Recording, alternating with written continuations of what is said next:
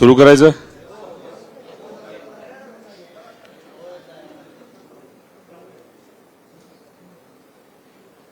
इथं आलेल्या सर्व पत्रकार बंधू आणि भगिनींचा मी मनापासून आभार व्यक्त करतो.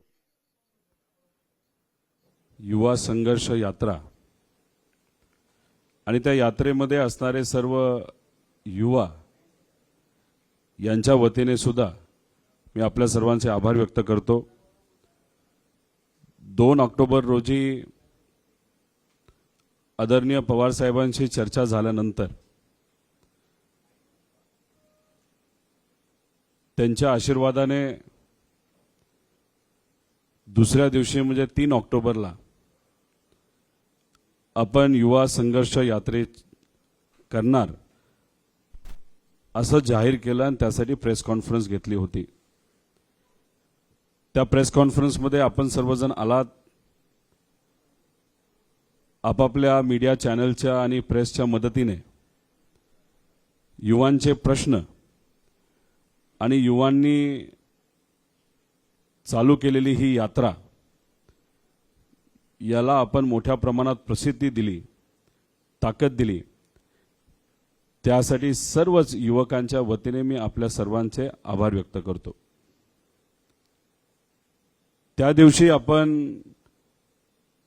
युवा संघर्ष यात्रा करणार असं जाहीर केलं होतं आणि असंही सांगितलं होतं की थोड्याच दिवसात यात्रा कुठल्या कुठल्या तालुक्यातून जाणार, त्याचा कसा प्रवास असणार, त्याच्याचबरोबर आपल्या सर्वांच्या उपस्थितीमध्ये काही युवांच्या हस्ते युवा संघर्ष यात्रेची जी ऑफिशियल वेबसाईट आहे ती आज इथं लॉन्च केली जाणार आहे. या सगळ्या गोष्टी होण्यापूर्वी मी परत एकदा युवा संघर्ष यात्रेचं उद्दिष्ट, विचार हे आपल्या सर्वांना काही मिनिटांमध्ये सांगण्याचा प्रयत्न इथं करतो. मी स्वतः ग्रॅज्युएट आहे. व्यावसायिक क्षेत्रामध्ये काही वर्ष मी काम केलेलं आहे आणि आत्ता सुद्धा काम करतो. काम करत असताना सगळ्याच गोष्टी खूप सहज पद्धतीने मला मिळाल्यात असं नाही. व्यक्तिगत जीवनामध्ये माझ्यासारख्या युवाला सुद्धा अनेक वेळा संघर्ष करावा लागलेला आहे. बँकेचं एखादं लोन मिळवण्यासाठी, कारखाना वेळेवर सुरू करण्यासाठी, सुरुवातीच्या काळामध्ये कंपनीला आर्थिक अडचण असताना तिथं असणारे जे सर्व माझ्या कंपनीचे एम्प्लॉईज, कामगार होते, त्यांचा वेळेवर पगार देण्यासाठी सुद्धा माझ्यासारख्या त्यावेळेस छोट्या व्यावसायिकाला अनेक अडचणी सोसाव्या लागलेल्या आहेत.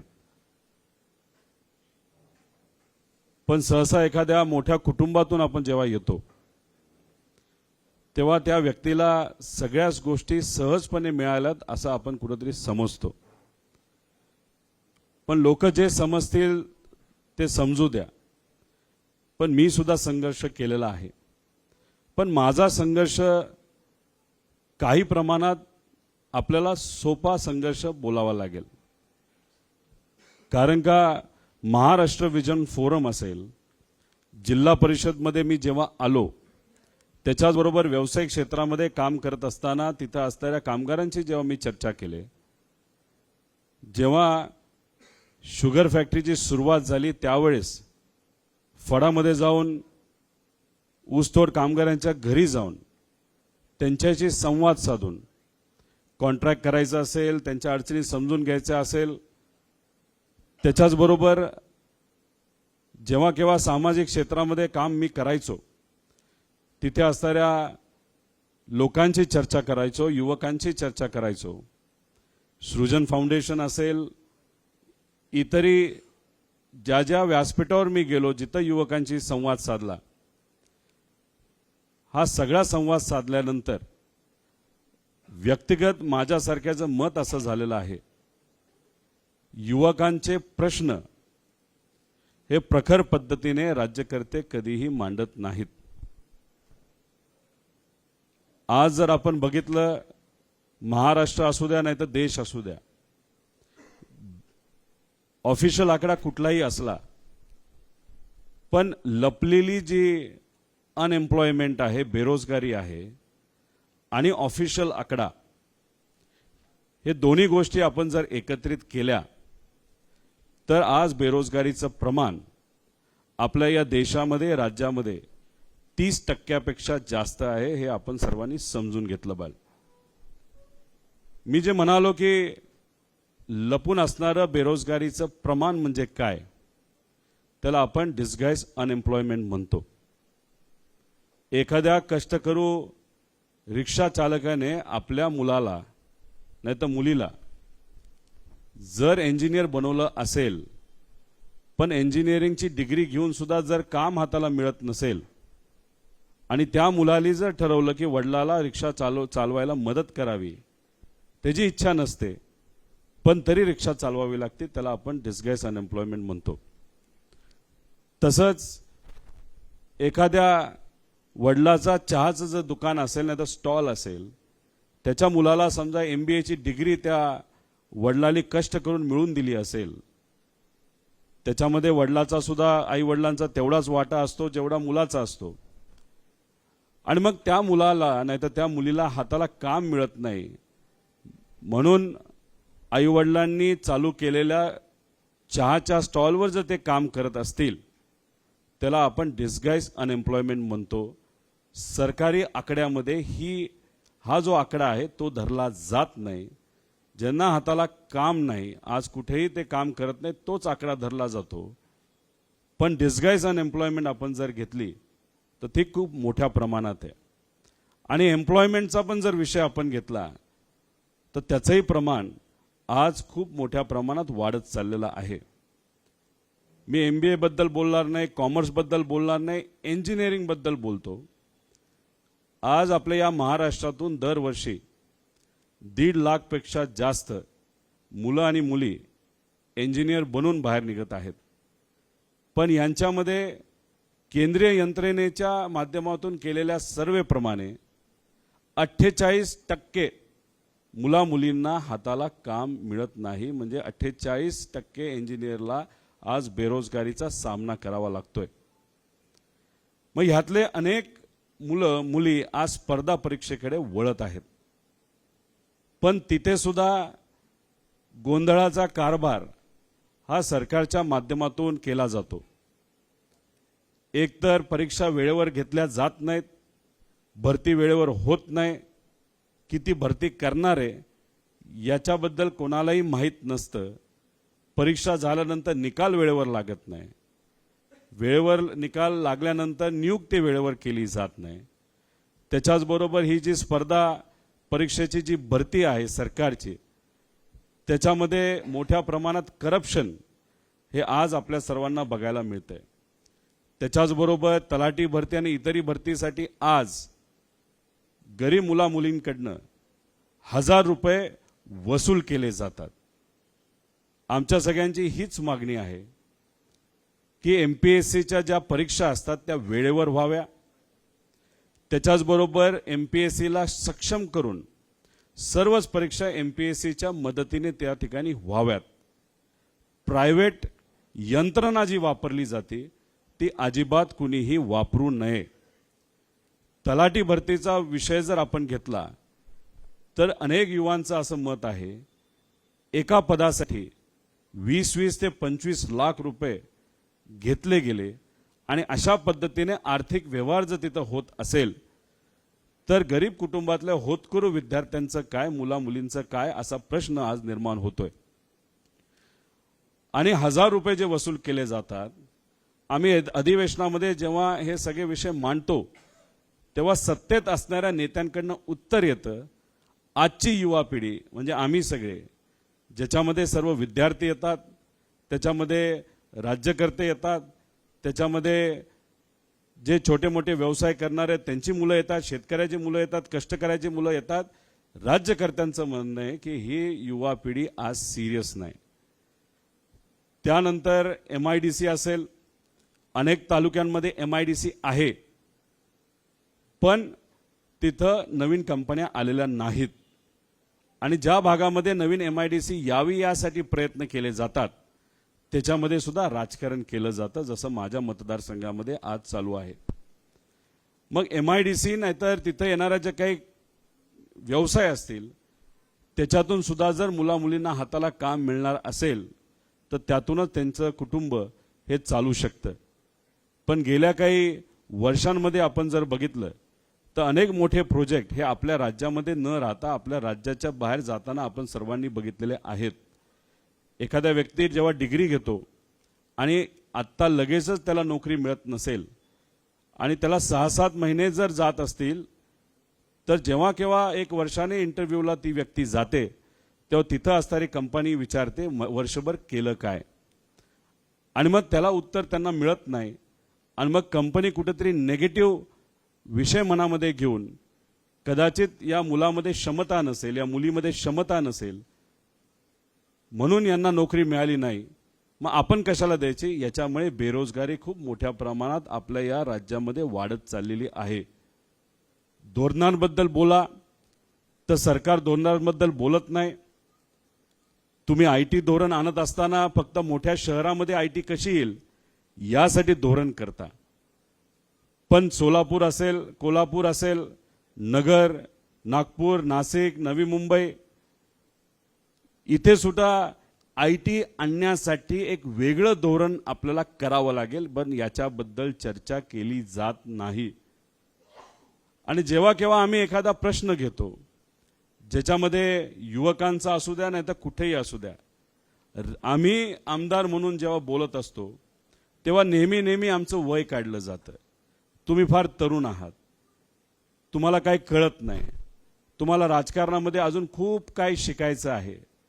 पण जेव्हा आम्ही युवकांशी संवाद साधतो, युवकांनी दिलेले हे सर्व जे मुद्दे आहेत ते आम्हाला महत्त्वाचे वाटतात. वय हा फॅक्टर नाही.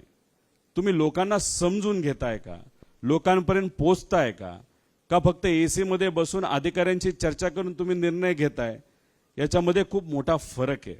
हे सरकार AC मध्ये बसून अधिकाऱ्यांची चर्चा करून धोरण बनवते. जर खऱ्या अर्थाने लोकांचा हिताचा निर्णय घेणारं, विश्वासात घेऊन निर्णय घेणारं हे सरकार असतं तर सामान्य कुटुंबातल्या मुलामुलींकडनं 1000 रुपये घेतले नसते, ते रिफंड केले असते. तसंच आपण जर बघितलं MPSC मध्ये सुद्धा मोठ्या प्रमाणात जे काही सरकारी गोष्टी असतात, नियुक्त्या असतात, त्याच्यामध्ये गोंधळ मोठ्या प्रमाणात आहे. आणि हा एक नवीन कॉन्सेप्ट या सरकारने काढलेला आहे, तो म्हणजे कॉन्ट्रॅक्टवर भरती करण्याचा कॉन्सेप्ट. कॉन्ट्रॅक्ट कंपन्या कोणाच्या आहेत याचा अंदाज आपल्या सर्वांना आहे. तुम्ही जर कॉन्ट्रॅक्ट भरती तिथं चालू करत असाल तर त्याच्यामुळे युवकांचा खूप मोठ्या प्रमाणात नुकसान होऊ शकतं. काही जण म्हणतात आधीच हे काढलं होतं GR, आता हा जुना GR आहे. तसं नाही आहे. आत्ताचे जे राज्यकर्ते आहेत ते खऱ्या अर्थाने खोटं बोलतात. कुठेतरी पूर्वीच्या सरकारने हा GR काढला म्हणून याच्यावर कुणीच बोलायचं नाही असं असेल तर त्या गोष्टीचा आम्ही निषेध करतो. आधीचं सरकार असो नाही तर आत्ताचं सरकार असो, खऱ्या अर्थाने युवकांसाठी आणि सामान्य लोकांसाठी काम करणारा सरकार असेल तर आम्ही त्याला पाठबळ देऊ, आम्ही त्यांच्याबरोबर राहू, आम्ही त्या गोष्टीचा पाठिंबा देऊ.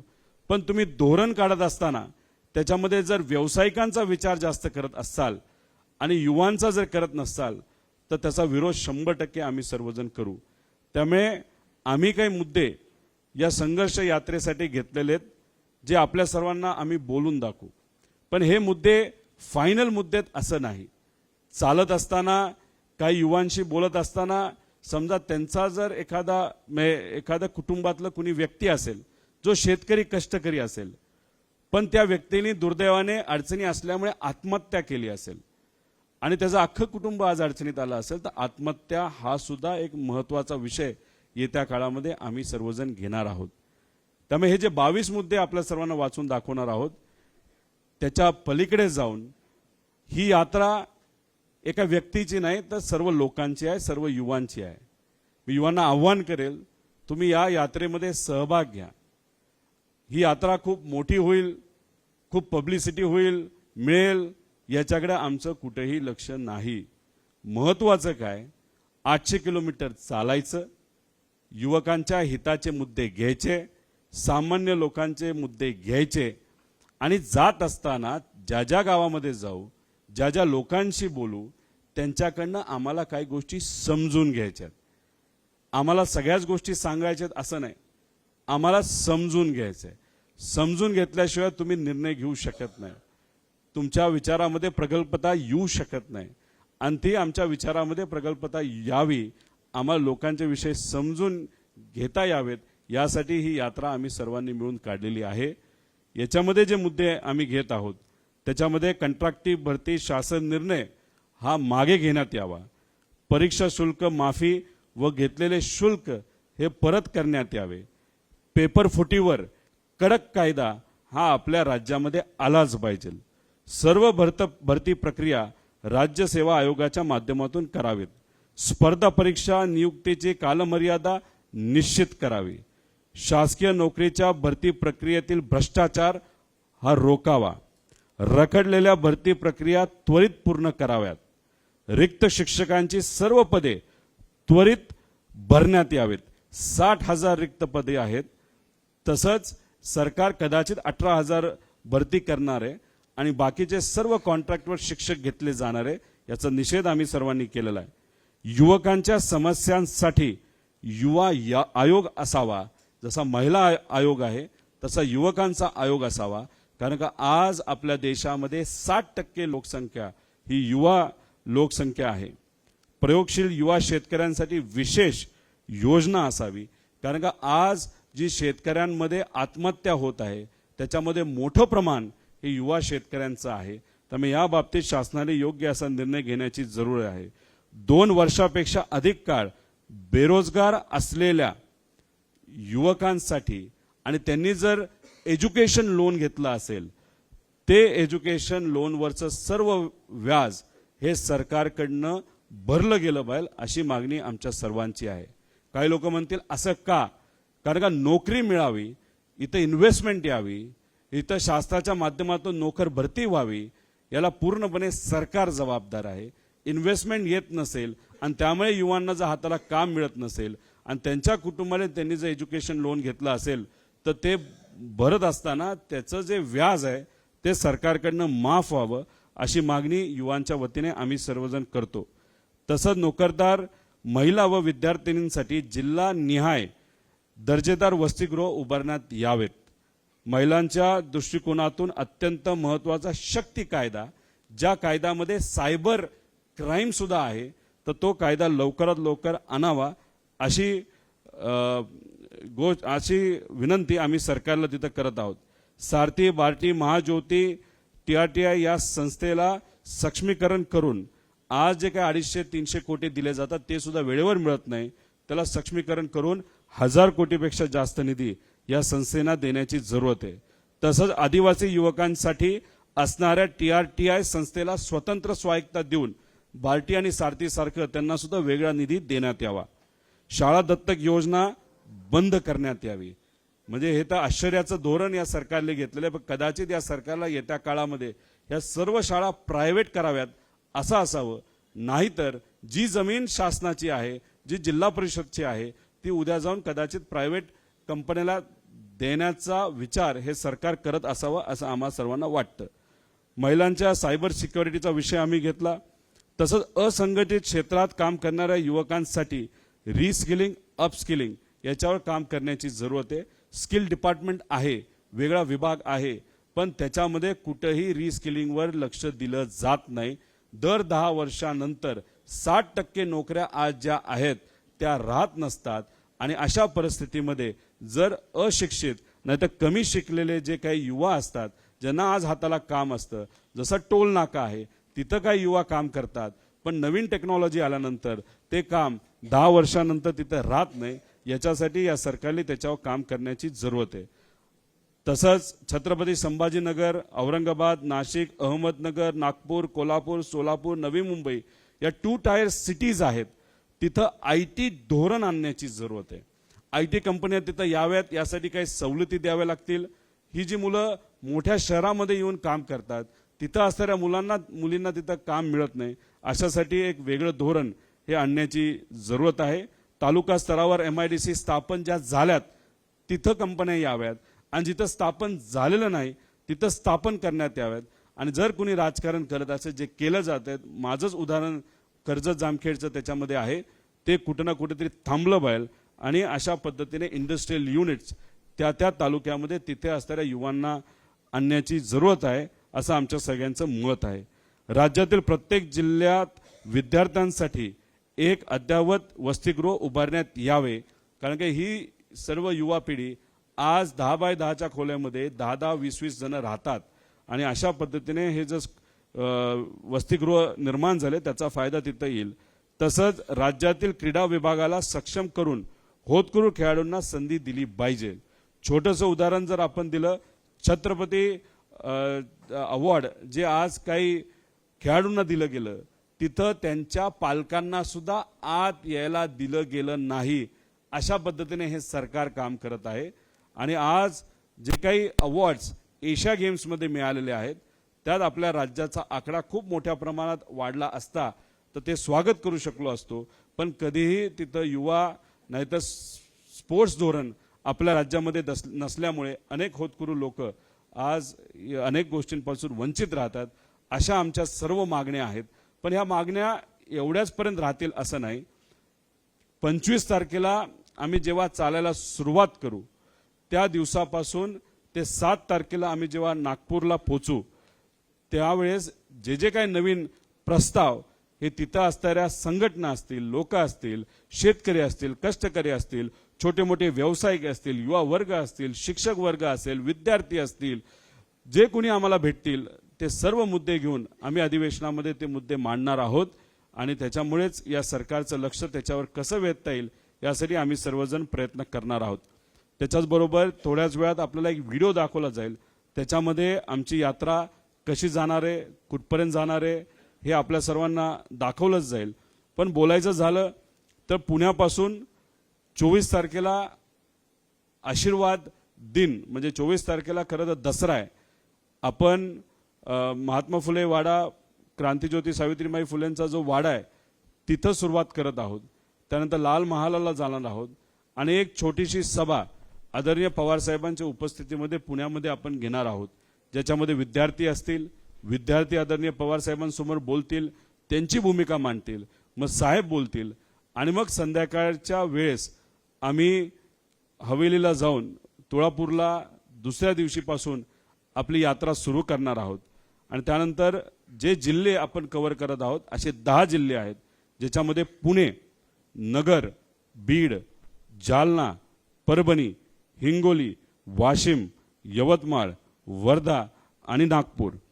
तालुके जे येणार आहेत हवेली, शिरूर, श्रीगोंदा, कर्जत, जामखेड, पाटोदा, बीड, गेवराई, घनसावंगी, जालना, परतूर, मंठा, सेलू, जिंतूर, तसंच सेनगाव, रिसोड, वाशिम, कारंजा, मंगरुळपीर, नांदगाव, तसंच चांदुर्रे, धामणगाव, वर्धा, सेलू, हिंगणा, काटोल, नागपूर आणि नागपूर शहर अशा पद्धतीने आपण हा प्रवास करणार आहोत. 10 जिल्हे, 28 तालुके, 800 पेक्षा जास्त किलोमीटर. आमच्याबरोबर 50-60 लोक असणार आहेत जे शेवटपर्यंत आमच्याबरोबर चालतील. आणि ज्या ज्या लोकांना या यात्रेमध्ये यायचे ते 100% या यात्रेमध्ये येऊ शकतात. रजिस्ट्रेशनसाठी आपण एक वेबसाईट केलेली आहे ज्याचं लॉन्चिंग आता आपल्या सर्वांसमोर इथं काही युवांच्या हस्ते आपण करणार आहोत. त्याच्यावर सुद्धा रजिस्ट्रेशनचे काही व्यवस्था आहे. तिथं रजिस्ट्रेशन केलं डिटेल्स कळतील. ही यात्रा कशी जाणार आहे याचा व्हिडिओ आणि त्याचे डिटेल्स सुद्धा त्याच्यामध्ये दिले जातील. आणि मग आम्ही दिवसाला कमीत कमी 18 किलोमीटर आणि 24 किलोमीटरपर्यंत तिथं चालणार आहोत.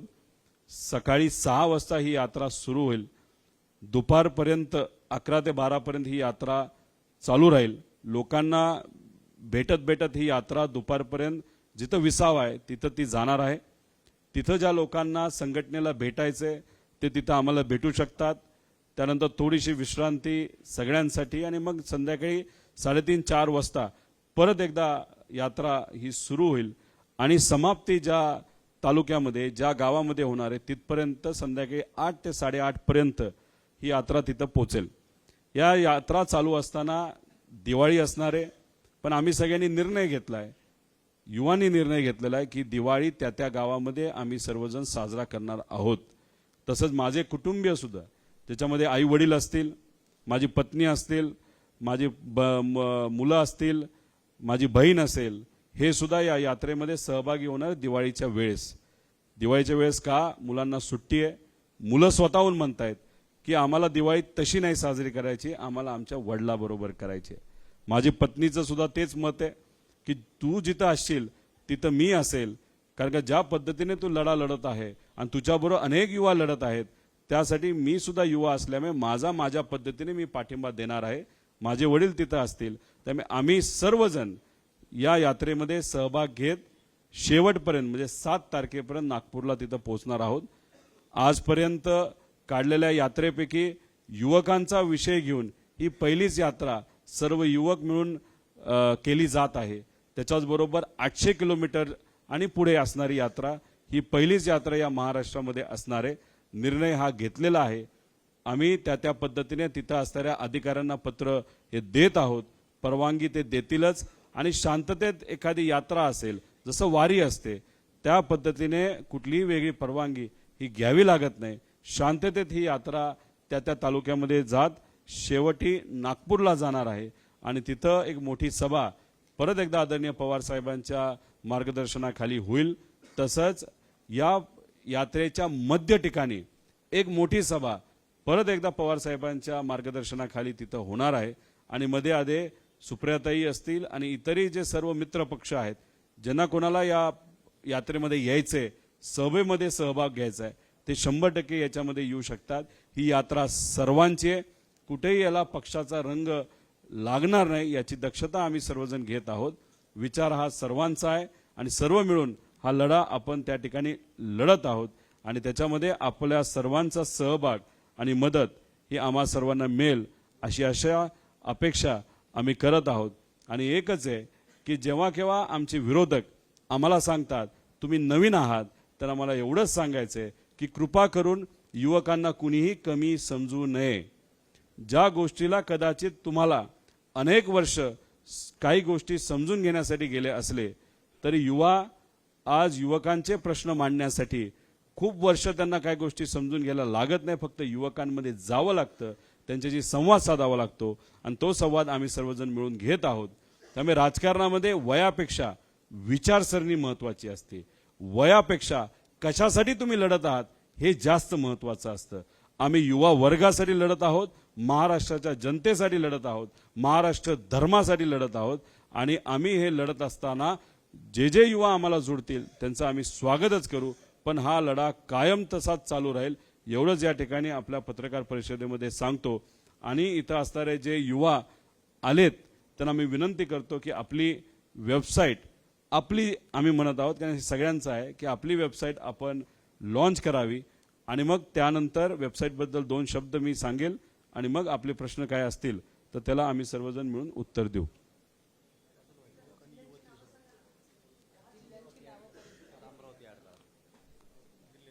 पुणे, नगर, बीड, जालना, परभणी, हिंगोली, वाशिम, अमरावती, यवतमाळ, वर्धा, नागपूर असे 10 ते 11 जिल्हे आहेत आणि 28 तालुके त्याच्यामध्ये असणारे 420 गावं पण त्याच्यामध्ये आहेत. राहत असताना ज्या ठिकाणी आम्हाला राहण्याची व्यवस्था होईल, जसं की एखादी जिल्हा परिषद शाळा असेल, एखादी शाळा असेल, समजा एखादं मंगल कार्यालय असू द्या, मंदिर असू द्या, कुठेही जिथं कुठं आम्हाला संधी मिळेल तिथं आम्ही राहणार आहोत. आमच्याबरोबरची लोक राहणार आहेत. तिथले लोक स्वागत करत असताना भोजनाची व्यवस्था असेल, इतरही ज्या काही असतात त्या सगळ्या केल्या जाईल आणि बाकी आपल्या सेवेकरी जे पदयात्रेमध्ये चालणार आहेत ते सर्व यात्र्यांसाठी सुद्धा आरोग्याची व्यवस्था सुद्धा चांगल्या पद्धतीने केली जाईल. मला सर्व यात्री जे येत्या काळामध्ये या पदयात्रेमध्ये येणार आहेत त्यांना एवढंच सांगायचंय, चालण्याची थोडीशी तयारी ठेवा. गाडीली पण आपण ही यात्रा करू शकलो असतो, पण मग त्याला संघर्ष यात्रा आपण कसं म्हणू शकतो? संघर्ष करायचा असेल तर खऱ्या अर्थाने तो करण्याची जरूरत आहे. म्हणून आम्ही पदयात्रा काढण्याचा निर्णय युवा म्हणून तिथं काढलेला आहे.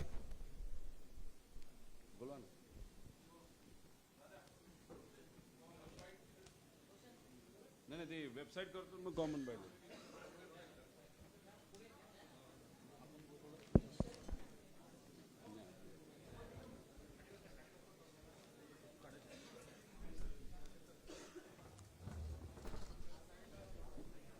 नमस्कार.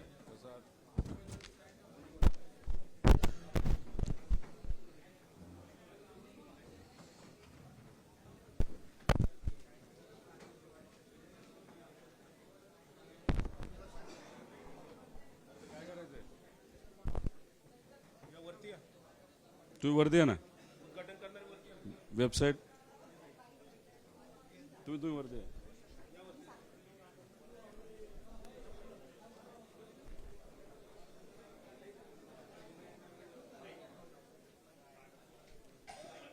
कसं लॉन्च करेल? मी सर्व इथं उपस्थित असणाऱ्या युवांना विनंती करतो की थोडक्यात आपला परिचय करावा. आई वडिलांबद्दल असेल आणि आपल्याबद्दल असेल, आणि मग तुमच्याकडे आपण वेबसाईट लॉन्च करू. हॅलो, मी आकाश लक्ष्मण दळवी, MPSC स्टुडंट आहे. मी आपल्या कर्जतचाच आहे, मिरजगावमधला. आणि माझे वडील शेतीच करतात गावाकडे, दूध व्यवसाय आमचा. आणि गेल्या 1-2 वर्षापासून मी अभ्यास करतोय. संघर्ष यात्रेमध्ये आपण हो आपल्या पद्धतीने सहभाग घेणार का? हो, घेणार आहे मी. नमस्कार, मी रोशन गजानन निखाते. मी राहणार रिसोड, तालुका रिसोड, जिल्हा वाशिम. मी मागील 4-5 वर्षापासून इथं MPSC तयारी करतोय. पण सध्याची परिस्थिती ही खूप अवघड आहे आमच्यासाठी, कारण की पेपर फुटी होते, परीक्षेची फी खूप वाढते, आणि त्या निराशाच्या वातावरणात आम्ही सध्या संदर्भात आम्ही एकदम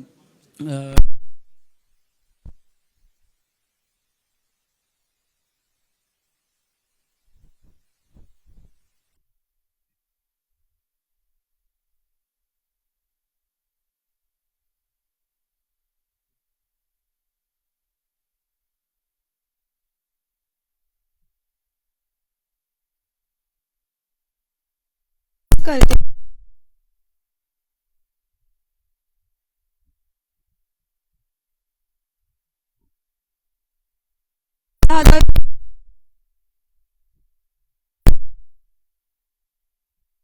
म्हणजे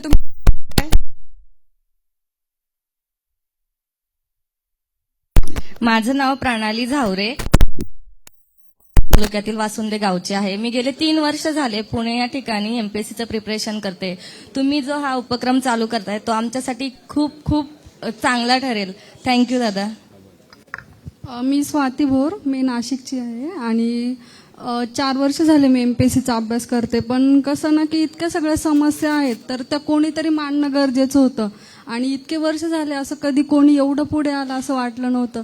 आमच्या सगळ्यांसाठी तुम्ही एवढं करताय, त्यासाठी थँक्यू. आणि संघर्ष यात्रेत मी सहभागी होऊ इच्छिते. धन्यवाद. वेबसाईट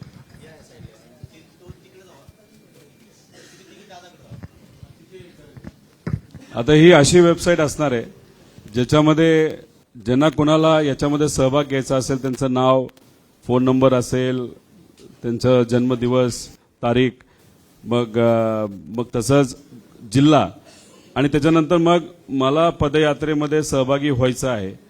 मी पदयात्रेमध्ये सोशल मीडिया नाहीतर वेगळ्या पद्धतीने आम्ही सहभाग घ्यायचा. या यात्रेमध्ये सहभागी होत नसल्याने मला घरून या यात्रेमध्ये सहभाग घ्यायचा आहे. काही युवांचं मत होतं की आम्ही भारताच्या बाहेर आहे, आम्ही कुठेतरी इतर ठिकाणी शिकतोय, नाहीतर आमचा ॲक्सिडेंट झालेला आहे, आम्हाला चालता येणार नाही, पण आम्हाला सहभाग घ्यायचा आहे.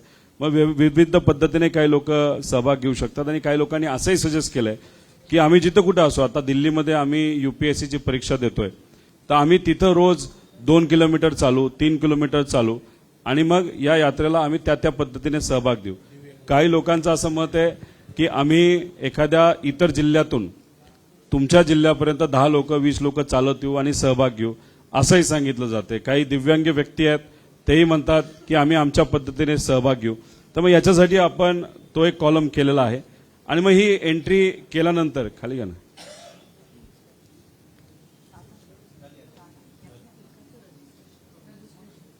कोण करणार? बताई तुमचं नाव सांगा. कराली जावरे. प्रणाली सुदाम झावरे.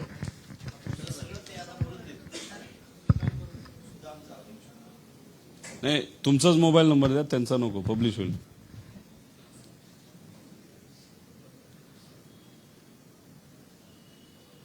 चार फेब्रुवारी 2000.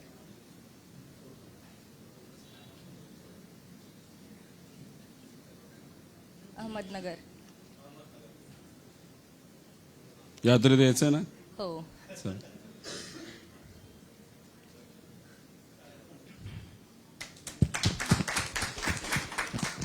आम्हाला अभिमान आहे. पहिलं रजिस्ट्रेशन एका महिलेचं झालं, एका मुलीचं झालं, की नक्कीच आम्हाला त्या बाबतीतला अभिमान आहे. आणि मग याच्यानंतर त्यांना आपण इन्व्हॉल्व करून घेणार आहे. खाली गेल्यानंतर आपण शेड्यूल आहे आणि त्याच्यामध्ये मग आता 25, 26, 27 2 दिवसानंतर ज्याला एका फेजमध्ये म्हणजे 5 दिवसासाठी सहभाग घ्यायचा आहे, एका दिवसासाठी घ्यायचा आहे, शनिवार रविवारच फक्त चालायचं आहे आणि काही लोकांना दिल्लीवरनं सहभाग घ्यायचा आहे पण त्यांच्या पद्धतीने असं एक ऑप्शन्स आपण तिथं करणार आहोत. आणि मग त्या पद्धतीने हे सर्व लोक सहभाग घेऊ शकतात. आणि एक पदयात्रेबद्दल आपण एक ब्रोशर केलेला आहे, ती सुद्धा तिथं माहिती दिली जाईल. पदयात्रा जशी जशी चालेल तसं रिअल टाइम फोटोज, व्हिडिओज, लोकांचं मत आणि मग तिथला आपला आत्तापर्यंत झालेला प्रवास, कुठं आहेत आपण, उद्या कुठं आहोत, अशाबद्दलची माहिती सुद्धा याच्यामध्ये आपण सर्वजण मिळून देणार आहोत. असं थोडंसं याच्यामध्ये आपण विचार केलेला आहे. आता याच्यामध्ये फक्त एकच आपल्या सर्वांना सांगतो की मला अनेक अनुभवी लोकांचे फोन आले, राजकारणातलेच असतील असं नाही, इतरही सर्व क्षेत्रातले. त्यांचं मत आलं, तू एकटाच चालून काय होणार. मी म्हणलं मी एकटा नाही, युवांबरोबर चालणार आहे. ही यात्रा युवकांची आहे आणि सुरुवात तर कोणाला ते करावी लागेल ना. कोणाला तरी विषय, मुद्दा, युवांचा मुद्दा हा घेऊन पुढे जावं लागेल. त्यांच्या अडचणी काय आहेत ह्या कुठेतरी सांगितल्या पाहिजे. कारण ज्या पद्धतीने आज धोरण केलं जातं ते धोरण मर्यादित धोरण आहे. एखाद्या विभागाचा एखादा मंत्री असतो, त्याच्या विभागाला निधी कसा जास्त मिळेल याच्याबद्दलच तो चर्चा करत असतो. पण त्या निधीचं वाटप कसं केलं जाईल, त्यातून चांगल्या योजना कुठल्या आणता येतील याच्याबरोबर कधीही चर्चा केली जात नाही. तसं जिल्हा परिषद शाळेमध्ये काय शिकवलं जातं हे हायर टेक्निकल एज्युकेशनला माहीत नसतं. हायर टेक्निकल एज्युकेशनला हेही माहीत नसतं इंडस्ट्रीला काय पाहिजे. तर मग मुलं तिथं कुठेतरी गोंधळलेल्या अवस्थेत असतात. इंडस्ट्रीमध्ये गेल्यानंतर इंटरव्ह्यूला ते बसू शकत नाही. अशा अनेक काही गोष्टी आहेत. त्यामुळे करिअर गायडन्स पासून ते आपल्याला या इंडस्ट्रीला काय लागतं, 10 वर्षानंतर काय लागणार आहे, ते आत्ताच आपल्याला कसं इम्प्लिमेंट करता येईल. युनिव्हर्सिटीची जी क्वालिटी आपल्या महाराष्ट्रातल्या गेल्या 7 वर्षामध्ये ती खालावलेली आहे. म्हणजे गरिबाची पोरं ज्या शाळेत जातात ते तुम्ही दत्तक घ्यायचं म्हणतात. गरिबाची पोरं ज्या युनिव्हर्सिटीमध्ये शिकायला जातात तिथं तुम्ही क्वालिटी खराब करता, त्याच्यामध्ये तुम्ही राजकारण आणता. मग याच्यामध्ये युवांची चूक कुठे आहे. एखादं शेतकऱ्याचं धोरण चुकलं, शेतकरी त्याच्यामध्ये आत्महत्या करत असेल तर त्याच्या पत्नीचं, त्या मुलाची त्याच्यामध्ये चूक काय आहे. आणि मग ह्या सगळ्या गोष्टी कुठेतरी पुढे याव्यात. आणि आज जे वातावरण आहे, कोणाला कुठलं पद, काय चाललंय, कसं चाललंय, म्हणजे ही जी चर्चा आहे याच्यासाठी माझ्यासारखा एखादा व्यक्ती राजकारणात आलेला नाही.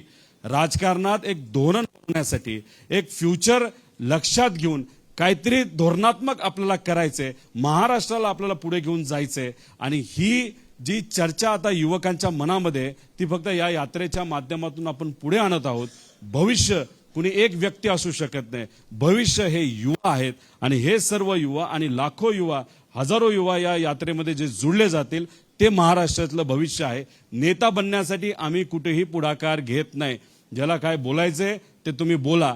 नेतापेक्षा विचार महत्वाचा आहे, संघटन महत्वाचं आहे, मुद्द्याचं काय हे महत्वाचं आहे. आज जे मुद्द्यावर बोललं जात नाही हे महत्वाचं आहे. आणि ह्या सगळ्या सरकारला सत्तेत असणाऱ्या नाही तर सत्तेत नसणाऱ्या ह्या सगळ्यांना आम्हाला विनंती करायची युवा म्हणून की मुद्द्यावर बोलण्याची आज जरूरत आहे. आज या महाराष्ट्राला या युवांना खऱ्या अर्थाने काय अडचणी आहेत ह्या कुठेतरी समजून घेण्याची जरूरत आहे. त्यासाठी ही युवा यात्रा आपण सर्वांनी सुरू केलेली आहे. याला चांगलं यश येईल, पण ते यश फक्त संख्येमुळे येईल असं मी म्हणणार नाही. सरकारला या सर्व मागण्या मान्य कराव्याच लागतील, त्यांना आम्ही भाग पाडूच. आणि त्यांनी जर त्या मान्य केल्या नाहीत तर मग पुढे काय करायचं ते 7 तारखेला सर्व युवा मिळून तिथं ठरवतील आणि मग तो आपला पुढचा मार्ग त्या ठिकाणी असेल. पण सुरुवात ही 24 तारखेला आपण करत आहोत. 25 तारीख ही पदयात्रा सुरू करण्याची तारीख आहे. 24 तारीख ही आशीर्वाद घेण्याची आणि पुणे शहरामध्ये काही महत्वाच्या ठिकाणी जाऊन नतमस्तक होण्याचा दिवस आहे. आदरणीय पवार साहेबांचं मार्गदर्शन घेण्याचा दिवस आहे. आणि 25 नंतर ही यात्रा सुरू होईल. डायरेक्ट 7 तारखेला नागपूरला जाऊन अधिवेशन ज्या ठिकाणी या स्वाभिमानी महाराष्ट्राचं होणार आहे तिथं ती यात्रा समाप्त होईल. पण ती आता तिथंच समाप्त होईल असं माहित नाही, पण हा विचार सातत्याने चालू जाईल एवढंच या ठिकाणी आपल्या सर्वांना सांगतो. मी परत एकदा या सर्व युवांचा आभार व्यक्त करतो की तुम्ही आज इथं ही वेबसाईट जी लॉन्च केलेली आहे त्यातून नक्कीच हजारो लोक या यात्रेला जुडतील असा विश्वास व्यक्त करतो. आपले आभार व्यक्त करतो आणि तुमच्या भावी आयुष्याला मी मनापासून शुभेच्छा देतो. पण आम्ही तुमच्यासाठी लढत आहोत एवढंच या ठिकाणी सांगतो आणि थांबतो. जय हिंद, जय महाराष्ट्र, जय युवा.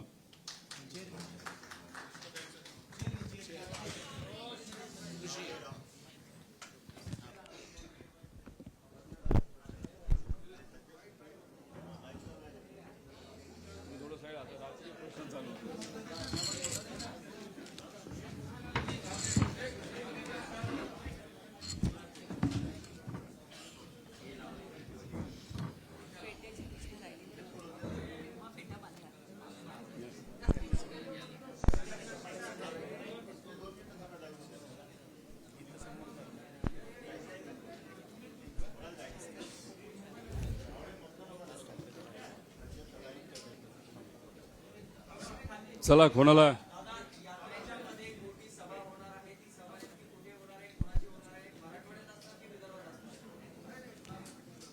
मराठवाडा नाही तर विदर्भाच्या आसपास ती सभा राहणार आहे. आदरणीय पवार साहेब त्या सभेला येतील. आता तरी पवार साहेबांच्या मार्गदर्शनाखालीच ती मोठी सभा होईल आणि त्याच्यामध्ये जर मित्रपक्ष येणार असतील त्यांना यायचं असेल तर त्यांचं स्वागत आम्ही करूच. पण पवार साहेबांशी ते सर्वजण बोलतील, निर्णय घेतील. पण साहेब स्वतः त्या सभेला येतील आणि लोक सुद्धा मोठ्या संख्येने तिथं उपस्थित राहणार आहेत.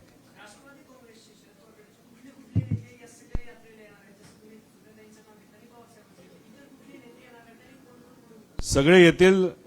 ठराविक जे काही ठिकाणं असतील, जसं जालन्यामध्ये गेल्यानंतर टोपे साहेब तिथं असणारच आहेत आणि मग मध्ये आधे शिरूर पासून आपण सुरू करतोय, हवेली आहे तिथं अशोक बापू असणार आहेत आणि इतरही म्हणजे आपण बीडला गेल्यानंतर तिथं असणारे आपले क्षीरसागर भाऊ संदीप आहेत ते तिथं असणार आहेत आणि आमच्याबरोबर चालायला हे सुनील भुसारा तर असणारच आहेत. जयंतराव पाटील साहेब सुद्धा ठिकठिकाणी तिथं जेव्हा मोठी सभा असेल तिथं असणार. आव्हाड साहेब येतील. असे अनेक राष्ट्रवादीचा प्रश्न तुम्ही केला म्हणून हे सर्व नेते तिथे येतील. सुप्रियाताई असतीलच आणि आमच्याबरोबर चालण्यासाठी आमचे जे सर्व विविध सेल आहेत, ज्याच्यामध्ये ओबीसी सेल आहे, ज्याच्यामध्ये समाज कल्याणचा सेल आहे, ज्याच्यामध्ये युवा आहे, विद्यार्थी आहे, हे सगळे महिला युवती याचे पदाधिकारी सुद्धा आमच्याबरोबर चालणार आहेत.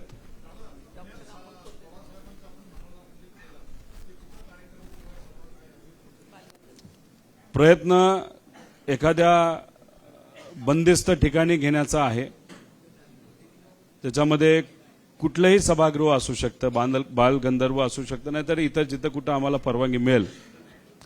जर एखाद्या सभागृहाची परवानगी नाही मिळाली तर आम्ही कुठेही घेऊ, पण ती सभा होणार याची दक्षता आम्ही नक्कीच घेणार आहोत.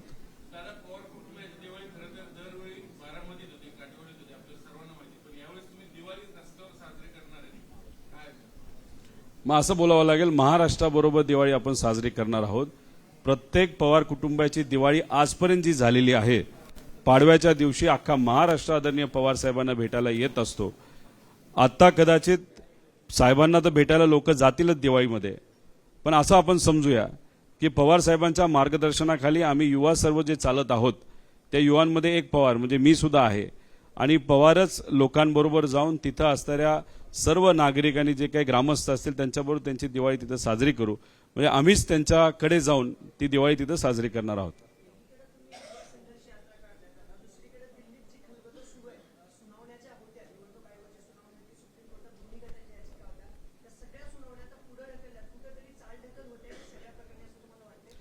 माझं तर मत आहे ही जी काही चर्चा आहे, ही काय सुनावणी आहे, ती होत राहणार आहे. त्याच्यामुळे सामान्य लोकांचे प्रश्न काय सुटणार नाहीत. नेहमी आपण जेव्हा टीव्ही उघडतो, टीव्ही बघतो, तेव्हा हीच चर्चा दिसते. त्याच्याबरोबर पेपरमध्ये पण हीच चर्चा आहे. पण लोकांना ही चर्चा नको आहे. लोकांना या चर्चेपासून काहीतरी वेगळं पाहिजे. त्यांचे मुद्दे कुणीतरी मांडणारं पाहिजे. आणि आम्ही या संघर्ष यात्रेतून युवांचे मुद्दे, शेतकऱ्याचे, कष्टकऱ्याचे, सामान्य लोकांचे मुद्दे हे मांडणार आहोत. त्यामुळे अक्षरशः लोकांनाच कंटाळा आलेला आहे. कारण जिथं कुठं फक्त चर्चा, कोण मुख्यमंत्री होणार, कोण उपमुख्यमंत्री होणार, कोणाला कुठलं पद मिळाल. एखाद्या गटाचा एक नेता म्हणतो की आमचाच नेता मुख्यमंत्री होणार. दुसरा गटाचा नेता म्हणतो की दुसऱ्या गटाचा नाही तर दुसऱ्या पक्षाचा जो नेता आहे तो दिल्लीत जाणार आणि आमच्या पक्षाचा नाही तर आमच्या गटाचा नेता हा मुख्यमंत्री होणार. म्हणजे चर्चा सर्व मुख्यमंत्री आणि पदाच्या आजूबाजूलाच चालली आहे. महाराष्ट्र आणि महाराष्ट्र हित आणि महाराष्ट्र धर्म आणि लोक याच्याबद्दल कुठेही चर्चा होताना आपल्याला दिसत नाही.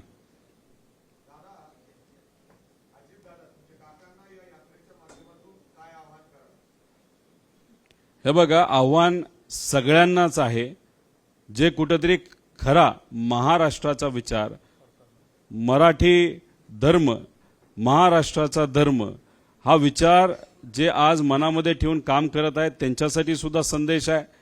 आणि ज्यांनी स्वतःच्या हितासाठी, स्वार्थासाठी हा विचार सोडून आज जे कोणी सत्तेत गेलेत त्यांच्यासाठी सुद्धा संदेश आहे. जे आज सत्तेत आहेत त्यांच्यासाठी सुद्धा, जे आज सत्तेत नाहीत त्यांच्यासाठी सुद्धा, जे आज राजकारणात आहेत, जे उद्या राजकारणात येऊ पाहत आहेत, सगळ्यांनाच एक संदेश आहे की मुद्द्याचं बोला, महाराष्ट्राच्या हिताचं बोला, लोकांच्या हिताचं बोला. जी काही बडबड, लोकांना नको असणारी बडबड आज जे काही राज्यकर्ते करत आहेत ती बंद करा आणि मुद्द्याचं सगळ्यांनीच बोललं पाहिजे असा एक संदेश युवा वर्ग अख्ख्या महाराष्ट्रातल्या सर्व नेत्यांना आणि तिथं उपस्थित असणारे जे कोणी त्यांचे पदाधिकारी आणि कार्यकर्ते असतील त्यांना ते देतील असं वाटतं.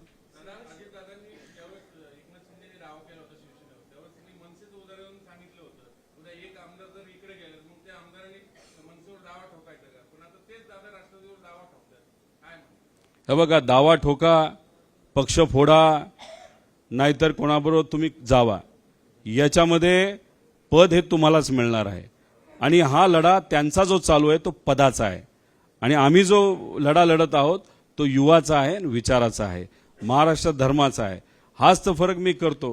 हे जे ट्रेडिशनल राजकारणाची पद्धत आहे ती आता बंद झाली पाहिजे. खऱ्या अर्थाने लोकात जाऊन जसं पूर्वी व्हायचं, आदरणीय पवार साहेबांनी ते केले, चव्हाण साहेबांनी केले. चव्हाण साहेबांचे फोटो लावून ते विचार आपण आत्मसात करू शकत नसतो. खऱ्या अर्थाने ते आत्मसात करावे लागतात. त्या पद्धतीने वागावं लागतं, बोलावं लागतं आणि क्रिया करावी लागते. पण काही लोक नुसतं लावायचं म्हणून फोटो लावतात. इथं आज खऱ्या अर्थाने लोकात जाऊन लोकांचे प्रश्न समजून घेऊन एक पॉलिसी बनवण्याची जरूरत आहे आणि त्याच्यामध्ये युवांना केंद्रबिंदू ठेवण्याची जरूरत आहे असं आम्हा सगळ्या युवांना वाटतं.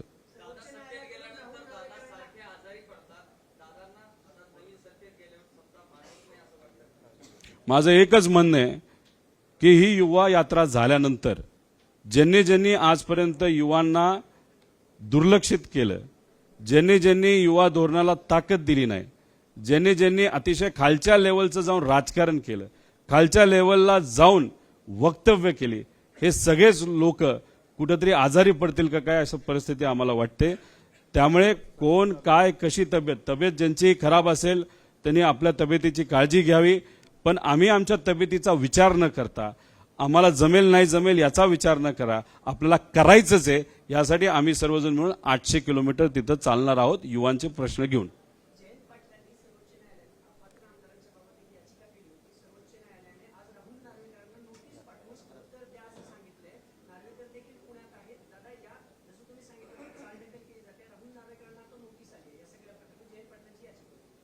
नाही, नोटिसेस त्यांना येतील, आम्हाला येतील, अजून आमदारांना येतील. पण आमदारांना आणि पदाधिकाऱ्यांना नोटिसेस येतील ना. ते बघतील ना काय करायचं. आम्हाला वेगळ्या वेगळ्या नोटिसेस येत आहेत. आम्हाला कुठं पोल्युशन बोर्डाची नोटीस येते. आता गेल्या वर्षी आम्ही 1 दिवस आधी कारखाना चालवला असं काही लोकांचं म्हणणं होतं, म्हणून माझ्यावर कारवाई झाली. आज आत्ता भाजपचा एक नेत्याचा कारखाना चालू आहे. केली का कोणी कारवाई त्याच्यावर? माझ्या वेळेस मी तर चालू नाही केला, पण माझ्या आधी 10 दिवस काही भाजपच्या लोकांनी तिथं कारखाने चालू केले. केली का त्यांच्यावर कारवाई? अरे कारवाई करा, नाही तर तुम्ही नोटिसेस पाठवा. या सगळ्या गोष्टी बाजूला ठेवून आम्ही यात्रा करणार आहोत आणि हे पुढचे 42 दिवस आम्ही लोकांमध्ये राहून लोकांचे प्रश्न समजून घेऊन लोकांच्या हितासाठी लढत राहणार आहोत. आता पत्रकार आहात असं म्हणलं जातं, पत्रकार अभ्यास करतात, साताऱ्याचा अभ्यास करतील, सांगलीचा अभ्यास करतील, समजून घेतील कोणाचा कारखाना चालू आहे. मी जेव्हा कारखाना गेल्या वेळेस चालू न करताना सुद्धा चालू केला असला जेव्हा सांगितला, तेव्हा सोलापूर जिल्ह्यातला कुठला कारखाना चालू होता का, नगर जिल्ह्यातला कुठला चालू होता का, हा रिसर्च आपण सर्वजण कराल. फक्त सांगण्याचा प्रयत्न इथं आम्ही एवढाच करतोय की हा जो सत्तेत असणाऱ्या लोकांकडनं भेदभाव केला जातोय याला आम्ही अजिबात घाबरत नाही. तुम्हाला जी कारवाई करायची ती तुम्ही करू शकता.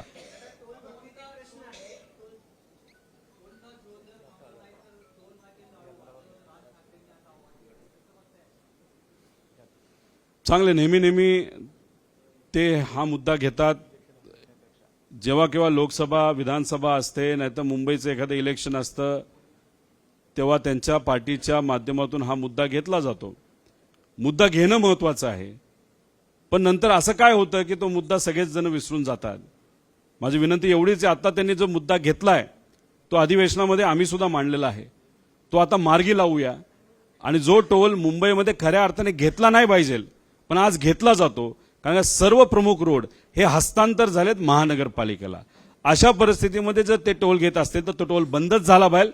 पण फक्त आंदोलनापुरतं थांबू नये एवढीच विनंती तिथं करतो. आणि त्यांच्या आंदोलनामध्ये आम्हाला जर कुठे यायचं असेल तर सांगा, आम्ही तिथं नक्कीच येऊ. पण काल एका भाजपच्या आणि आज सत्तेत असणाऱ्या नेत्याने म्हणजे फडणवीस साहेबांनी एक वक्तव्य केलं की प्रायव्हेट गाड्यांना टोल घेतलाच जात नाही.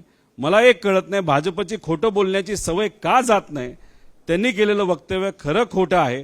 तुम्ही सुद्धा पत्रकार म्हणून सामान्य नागरिक म्हणून मुंबईला गेलाच असेल, टोल सगळ्याकडनंच घेतला जातो. त्यामुळे हे जे भाजपची प्रवृत्ती आहे खोटं बोलायची ती कुठेतरी थांबली पाहिजे, नाही तर लोकच त्यांना थांबवतील.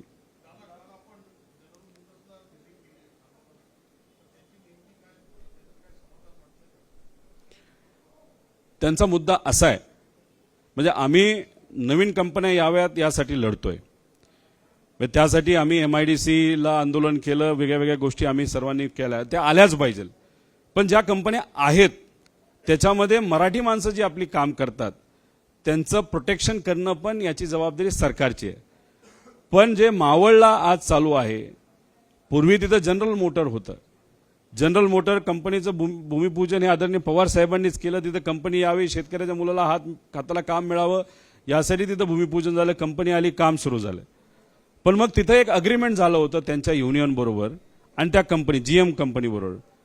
ते अग्रीमेंट फायनल ठरलं जातं. पण जेव्हा आता नवीन कंपनी येते हुंडाय, तेव्हा ते अग्रीमेंट ग्राह्य धरलं जात नाही. असं होत नसतं, कारण का कामगारांना माहित नाही की उद्या जाऊन हुंडाय कंपनी येणार आहे.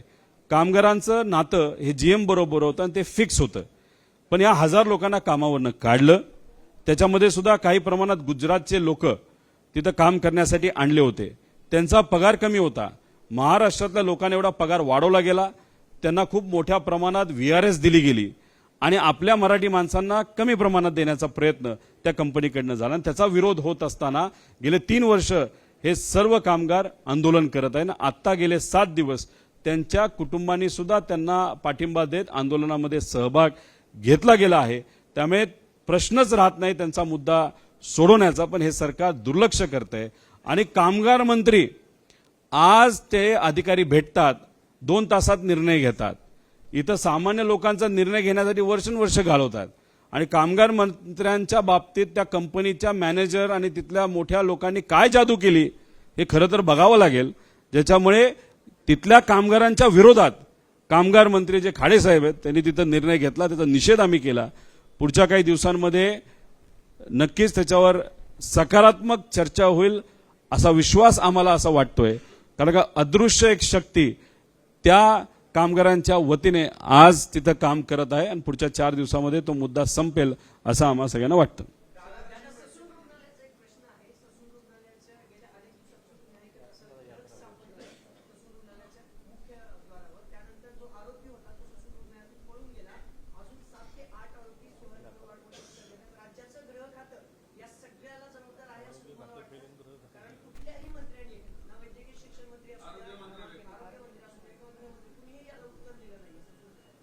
आरोग्य मंत्र्यांना आरोग्य विभागातलंच किती कळतं हा खूप मोठा प्रश्न मार्क आहे. राहू द्या, तुम्ही जो मुद्दा मांडला तो महत्वाचा आहे. 23वा मुद्दा ह्याच्यातला तोच असेल ड्रग्जच्या बाबतीत, आणि हा मुद्दा मी अधिवेशनामध्ये सुद्धा मांडला होता. खरं तर कुठंतरी 1 किलो अर्धा किलो काही ग्रॅम ड्रग्ज मिळतं, तिथं चर्चा होते, विषय तिथंच संपतो. पण हे खूप मोठं रॅकेट आहे आणि त्याच्यावर आपल्याला खरंच काम करावं लागेल. ज्या पद्धतीने पंजाबमध्ये ड्रग्जचा वापर युवा वर्ग मोठ्या प्रमाणात करत होता, तसंच आपल्या या महाराष्ट्रामध्ये आता सुरू झालेलं आहे. आणि फक्त शहरात नसून ग्रामीण भागामध्ये सुद्धा ड्रग्जचं सेवन हे काही ठराविक केमिकल ड्रग्ज असतील, नाहीतर ज्या काही गोष्टी आपल्या हातामध्ये असतील त्याला ड्रग म्हणून वापरण्याचं प्रमाण खूप मोठ्या प्रमाणात वाढलेलं आहे. त्यामुळे या यात्रेच्या माध्यमातून आम्ही हा मुद्दा नक्कीच मांडू आणि त्याच्याच बरोबर हे जे काही लोक आहेत कुणी ह्याच्यावर बोलणार नाही. सगळे आपापलं तिथं पार्टी स्ट्रॉंग करण्यासाठी, अर्थकारण नीट होण्यासाठी ते आपले मग्न आहेत. सामान्य लोकांचं या सरकारला कुठेही काही पडलेलं नाही.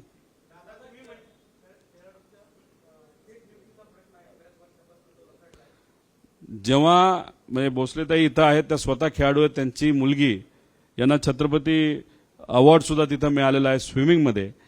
तर त्यांनी आमच्याकडे जेव्हा मुद्दा आणला होता, आम्ही हा मुद्दा आधीच्या मंत्र्यांपर्यंत पोहोचवला होता. बैठका झाल्या, काही गोष्टी फायनल झाल्या, पण नंतर सरकार बदललं. आत्ताच्या मंत्र्याकडे सुद्धा आम्ही त्या विषयासाठी गेलो. मंत्री फक्त होच म्हणतात, करतोच म्हणतो, काळजी करू नका असं म्हणतात, पण त्याच्यावर कुठेही काही झालेलं नाही. जे खेळाडू आपल्या भारताला रिप्रेझेंट करतात, स्विमिंग असो नाही तर कुठलेही असो, त्यांना नोकरी द्यायला काय अडचण या सरकारला. जे नॅशनल लेवलला खूप चांगलं कार्य करून त्यांना तिथं मोठे मोठे अवॉर्ड मिळतात, त्यांना नोकरी द्यायला काय अडचण आहे. पण सरकार या बाबतीत कुठे ते दुर्लक्ष करते. कदाचित त्यांना तिथं असणाऱ्या युवांना कॉन्ट्रॅक्टवरच भरती करावी असावी असं आम्हा सगळ्यांना वाटतं.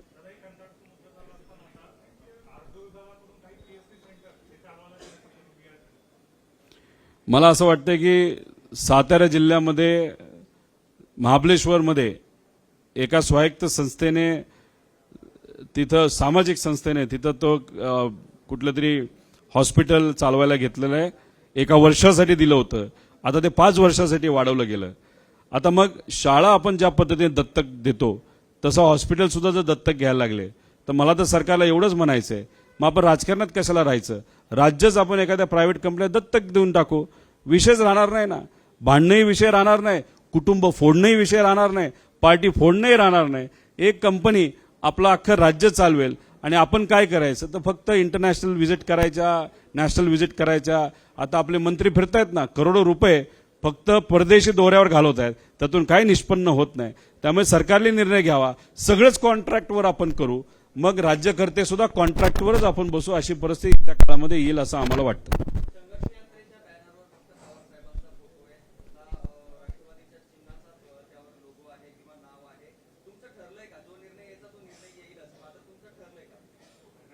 आमचं काय ठरलंय?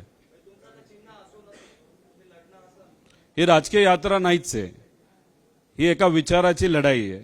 युवांसाठी आम्ही लढत आहोत. आम्ही युवा जेव्हा आज लढतो तेव्हा कधी कधी आम्ही कारणं देतो. काय कारणं असतात की मला हे जमत नाही, शिक्षण घेऊन सुद्धा मला आज नोकरी मिळत नाही, त्याच्याचबरोबर मी या कुटुंबात जन्मलो, मला संधी दिली जात नाही, संधी मिळत नाही, मी ग्रामीण भागात आहे, मी शहरी भागात आहे, अशी विविध कारणं आपण देत असतो, त्यातून आपण लढत असतो.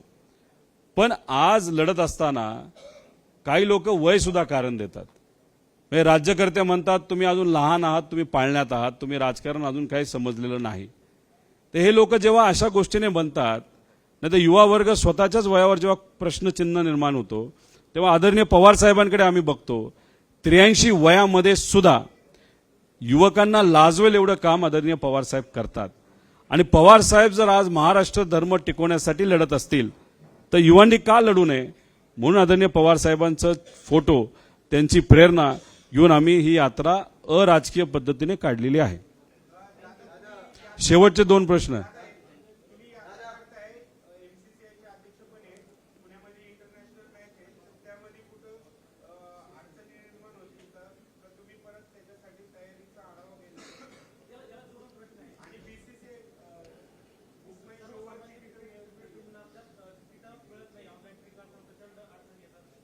बर,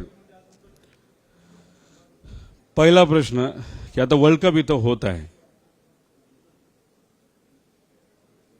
माझी विचारसरणी अशी आहे की कुठलाही एखादा कार्यक्रम जर होणार असेल तर त्याचं योग्य असं नियोजन करणं फार महत्त्वाचं आहे. वर्ल्ड कप आपल्या महाराष्ट्रामध्ये यावा यासाठी महाराष्ट्र क्रिकेट असोसिएशनचे सर्व पदाधिकारी आणि अपेक्स बॉडी मेंबर यांनी खूप प्रयत्न केले. बीसीसीआयला सहकार्य केलं, आयसीसीला सहकार्य केलं. त्यासाठी आम्ही लढलो आणि महाराष्ट्र राज्य एकुलतं एक राज्य आहे जिथं 10 मॅचेस होणार आहेत आणि त्याच्यामध्ये पुणे इंटरनॅशनल ग्राउंडवर 5 मॅचेस होणार आहेत. मॅचेस आणल्या, त्याच्याच बरोबर मॅचेस चांगल्या व्हाव्या, इन्फ्रास्ट्रक्चर चांगलं व्हावं यासाठी आत्ता जर तुम्ही तिथं इंटरनॅशनल स्टेडियमवर गेला तर 95% काम झालेलं आहे. पुढच्या काही दिवसांमध्ये 100% काम तिथं झालेलं असेल. नियोजन चांगल्या पद्धतीने केलं गेलं आहे. नियोजन कुणी केलं तर एकटा रोहित पवारली केलेलं नाही, अपेक्स बॉडीली केलेलं आहे, तिथं असणाऱ्या कामगारांनी केलेलं आहे, तिथं असणाऱ्या अधिकाऱ्यांनी केलेलं आहे. त्यामुळे पहिल्या मॅचला मी तिथं असेल, इंडिया वर्सेस बांगलादेशला, पण नंतरच्या मॅचला जरी मी नसलो तरी तिथे असणारे पदाधिकारी आहेत, उपाध्यक्ष आहेत, सेक्रेटरी आहेत, ते सक्षम आहेत. आम्ही सर्वजण कोऑर्डिनेशनमध्ये काम करतो. त्यामुळे महाराष्ट्र क्रिकेट असोसिएशनच्या माध्यमातून तिथं जे नियोजन केलेलं आहे तिथं कुठेही वर्ल्ड कपला अडचण येणार नाही. वर्ल्ड कप हा आपल्या सर्वांसाठी महत्त्वाचा असला आणि मी एका असोसिएशनचा प्रमुख असताना 5 मॅचेस आपल्याकडे होत असताना सुद्धा आज युवांचे प्रश्न, महाराष्ट्र धर्म, सामान्य लोकांचे प्रश्न हे जास्त महत्त्वाचे असल्यामुळे आम्ही कुठलीही मॅच तिथं बघणार नाही. पण ज्या ज्या गावामध्ये जाऊ, जर इंडिया वर्सेस दुसरी कुठल्या कंट्रीची मॅच असेल आणि तिथं कुठला टीव्ही चालू असेल नाही तर एखाद्या मोठ्या स्क्रीनवर स्क्रीनिंग चालू असेल, नक्कीच तिथं असणाऱ्या मुलांबरोबर, युवांबरोबर बसून आम्ही तेवढी ती मॅच बघू, एवढंच या ठिकाणी आपल्या सर्वांना सांगतो. आयसीसीचा कंट्रोल आहे. आयसीसी आपल्या अंतर्गत येत नाही, आम्ही बीसीसीआयच्या अंतर्गत येतो. जो विषय आपला नाहीच आहे त्याच्यावर मी बोलून आपल्या सर्वांचा वेळ घेणार नाही.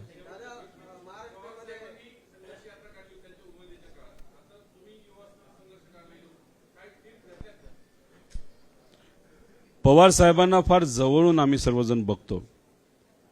साहेबांकडनं टिप्स घेतल्या पाहिजेलच असं नाही.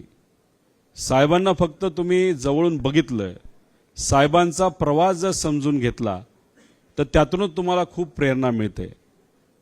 काही लोक फार जवळ असून टिप्स घेऊन सुद्धा आज विचाराला पक्के राहिलेले नाहीत. त्यामुळे आम्ही साहेबांना बघतो, साहेबांचा प्रवास बघितलाय. 60 वर्ष ज्या विचाराबरोबर पवार साहेब राहिलेले आहेत त्याच्याशी दगा साहेबांनी कधी केलेला नाही. हीच गोष्ट आमच्या सर्वांसाठी फार महत्त्वाची आहे. त्यामुळे टिप्स कुठेही आम्ही घेतलेले नाही. जो काही ही यात्रा आता होणार आहे युवकांची, ही वेगळी यात्रा आहे. कुठेही नॅशनल हायवेला ही यात्रा जाणार नाही. विलेज रोड असतील, छोटे रोड असतील, पानंद रस्ते असतील, नाहीतर काही तांडा वस्ती असेल, बॅरेजेस असतील, त्याच्यावरनं ही यात्रा सुंदर यात्रा आहे. मी तर म्हणतोय तुम्ही सुद्धा आज जे महाराष्ट्रामध्ये राजकारण होते त्याला कंटाळलेला असाल, त्याच बातम्या सारख्या लावून थोडा वेळ काढा 42 दिवसाचा, आमच्याबरोबर या. खरा महाराष्ट्र काय हा आमच्याबरोबर तुम्ही जाणून घ्या. लोकांच्या, सामान्य लोकांच्या तोंडून हा आपण जाणून घ्या, त्यांच्या अडचणी काय समजून घेऊ आणि तुम्ही आम्ही सर्वजण मिळून येत्या काळामध्ये महाराष्ट्राच्या हितासाठी आणि युवासाठी आपण सर्वजण लढूया. थँक्यू. देश विदेशातील प्रत्येक घडामोडींचे लाईव्ह अपडेट मिळवण्यासाठी आता साम टीव्हीच्या सर्व सोशल मीडिया प्लॅटफॉर्मला लाईक, फॉलो आणि सबस्क्राईब करा. तसंच सर्व नोटिफिकेशनसाठी बेल आयकॉन प्रेस करायला विसरू नका.